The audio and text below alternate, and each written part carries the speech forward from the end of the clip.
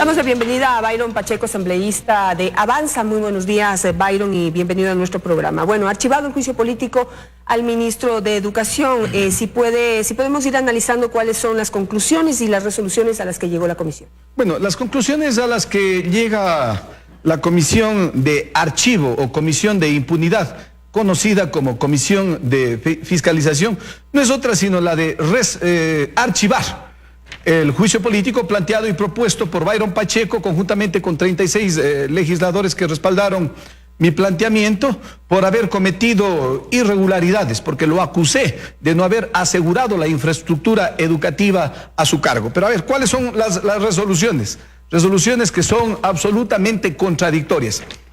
¿Sí la cámara podría indicarnos? Sí.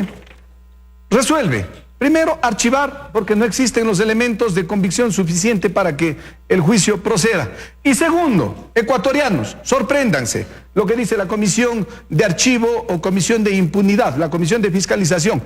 Solicitar a la Contraloría General del Estado, en la persona de su titular, doctor Carlos Polid, a efectos de que en sus competencias administrativas ejecute de manera inmediata, de conformidad con el artículo 19 de la Ley Orgánica de la Contraloría General del Estado, un examen especial de auditoría a las entidades públicas del Estado, gobiernos autónomos descentralizados, en especial, escúchenme bien ecuatorianos, en especial al Ministerio de Educación sobre el aseguramiento de bienes bajo responsabilidad de la máxima autoridad, a ver si cumplieron con el reglamento de uso de bienes públicos. ¿Pueden ustedes imaginarse? A ver, Janet, pero entonces le están pasando la pelota al Contralor, porque no están, exactamente ese análisis no era el que debía haber hecho la Comisión de Fiscalización. Archivan el juicio político planteado, pero al mismo tiempo me dan la razón. Lo que no tienen es ni las faldas ni los pantalones bien puestos para asumir los miembros de la comisión la responsabilidad política de que el ministro de Educación pase a la siguiente etapa del juicio, que no es otra sino la de sentarle en el sillón de los acusados para que este legislador lo interpele, para que este legislador pida su censura política y su destitución. El juicio político es eso.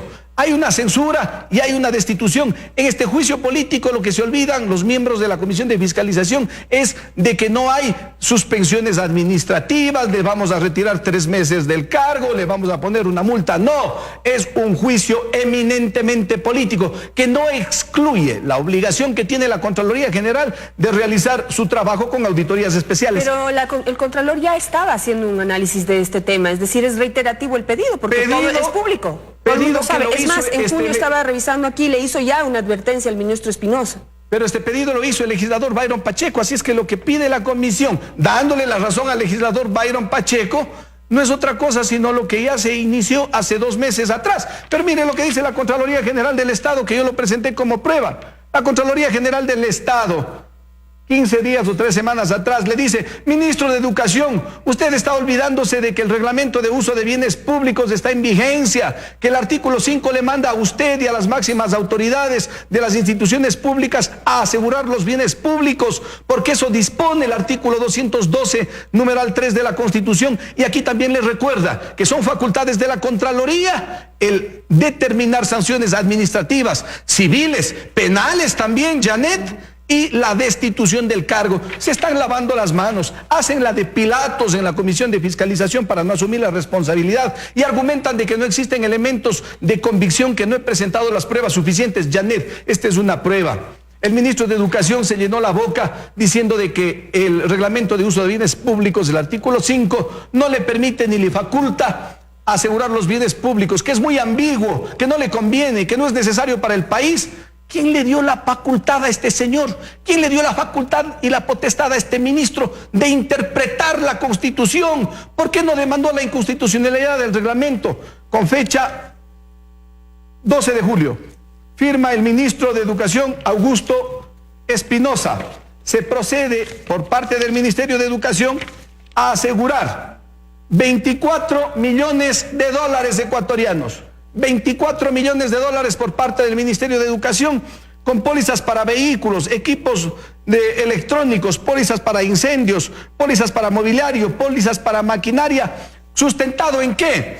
en el artículo 5 del reglamento de uso de bienes públicos, que lo ha venido cuestionando todo este tiempo, la comisión de archivo y la comisión de la impunidad, lo único que han hecho es liberarle de responsabilidades que tiene frente al país y que tenía frente a la Asamblea este mal funcionario, este mal ministro. ¿Cuántos bienes están bajo la responsabilidad del Ministerio de Educación y no han sido asegurados? Cerca de 13.000 bienes, pero el ministro de Educación le mintió al Ecuador en su momento cuando le dijo que apenas se habían afectado 560 unidades educativas. Ministro mentiroso, fueron 1.064 unidades educativas las que se afectaron. Y decía el ministro, y dicen los miembros de la comisión, de que no se podía aplicar el reglamento porque fue publicado apenas en abril del 2015. No sabían los miembros de la comisión de que existe por parte de la Contraloría General del Estado una disposición, que es la disposición 40607, que viene desde el año 2009. Desde el año 2009, esto se olvidaron de revisar en la comisión, en la que se obliga ya, Janet, a la obligación, valga la redundancia, de las máximas autoridades, en este caso de un ministro, de asegurar los bienes públicos. Dos preguntas más, muy puntuales, sus respuestas, por favor, asambleísta. Uno, esos bienes que no están asegurados, ¿a cuánto ascienden las pérdidas? No podemos saber porque no nos dan las cifras, porque no nos dan los documentos. Yo podía empapelar la Asamblea Nacional si la Comisión de Fiscalización me entregaba los documentos que por 27.000 millones de dólares, incluidos los seguros Rocafuerte, dejaron carpetas en la Comisión de Fiscalización y no me entregaron. Por 7 veces pedí los documentos y no me los dieron. Podía empapelar la Asamblea Nacional. Cualquiera que sea la cifra a la que ascienden los daños causados por el terremoto en bienes no asegurados por el Ministerio de Educación, pero pongamos dos ejemplos rápidos. Lo tendremos que pagar los ecuatorianos. Escuela del Milenio del Pedernales costó $4,5 millones de dólares, no estuvo asegurado porque no se pagó $27.000 por esos seguros.